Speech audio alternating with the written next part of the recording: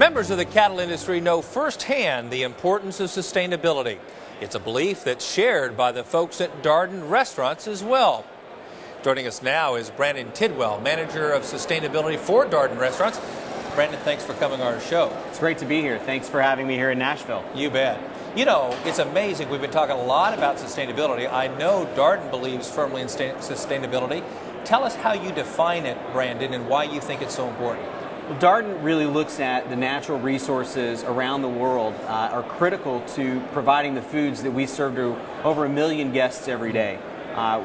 Historically, one of the first companies, Red Lobster, was really about bringing seafood to the masses, and so we really paid attention a lot to ocean health and aquaculture. So as we think about some of our brands today, like Longhorn Steakhouse and Capital Grille and even Olive Garden, we serve a lot of beef. It's right there behind seafood. It's one of the second most valuable proteins to our guests. But we want to make sure that we can not only serve beef today, but we can serve it for generations. And so it's thinking through with suppliers and with producers about what are the critical issues in the beef supply chain, and how can a company like Darden better support producers from around the United States on making sure that we can provide beef today and tomorrow. That's great news. And as you think about sustainability and specifically the beef industry, tell me more about what you've done at Darden specifically in beef industry sustainability. Well, to be honest with you, sustainable beef is yet to be defined, right? So we're still trying to figure out, I think, as a retailer, how do you even define sustainable beef? It's been often said in the media that grass-fed beef or grain-finished beef, what is the right solution?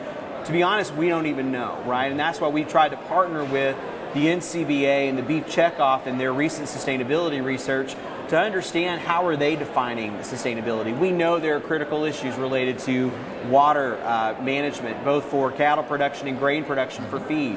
We know there are feed efficiency issues. There's also issues related to greenhouse gas emissions, electric use in the processing plants.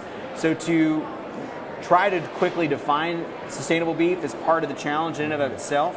But where we've tried to partner is to look for where we can bring our voice to the table. We know that guests are increasingly asking questions about where their food comes from.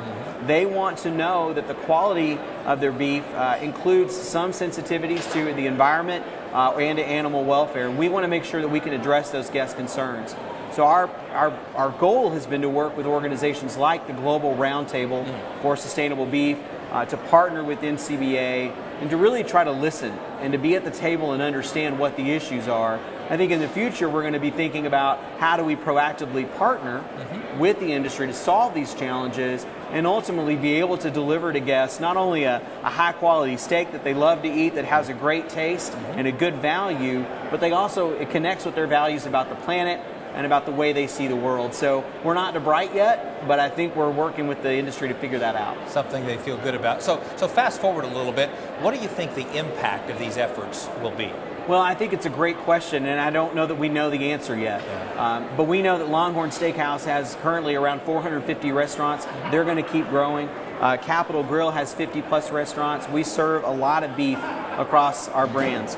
And so for the future, I think we want to make sure that we can provide a good quality product that can grow with our business. We know that beef is something that millennials are interested in. How do we make sure that we give them the cuts and the taste and the prep that they want?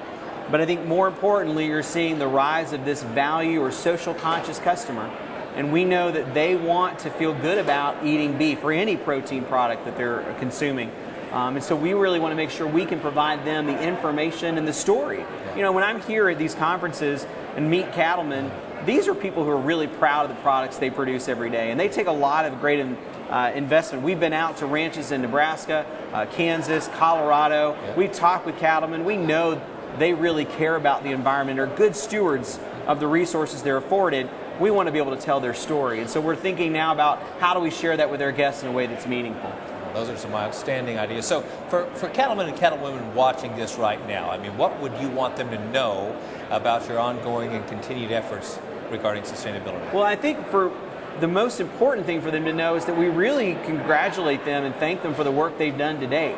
The sustainability study that NCBA released showed great improvements from 2005 until 2011. So I think the industry is already addressing these issues and needs to be applauded for the work they've done. what I would tell cattlemen and cattlewomen today is that we want to be a partner with them as we think about where we're headed in the future.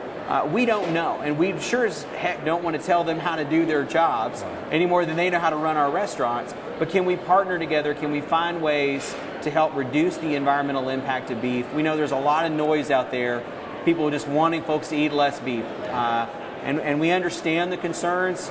There's some valid science there, but we think that there are some ways forward. We think beef is a product of the future.